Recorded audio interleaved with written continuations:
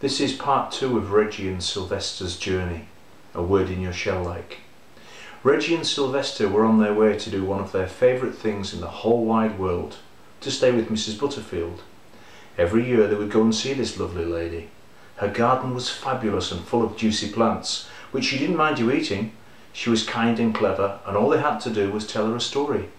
Both Reggie and Sylvester thought that that was a very good swap indeed.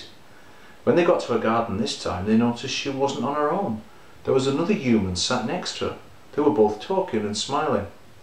Reggie and Sylvester were always scared of humans they didn't know, because many of them didn't like slugs and snails. They also noticed a slug on the ground near them. "She's pretty," said Reggie. "Who?" said Sylvester. "Mrs. Butterfield." "No, I mean, yes she is, but I meant," he said, starting to blush, "the girl slug." "Oh," said Sylvester, laughing.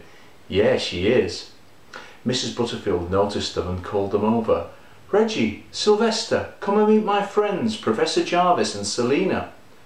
They went over and soon found out that Professor Jarvis, or Peter, as he liked to be called, was a malacologist, and Selina was a student at the university working with him.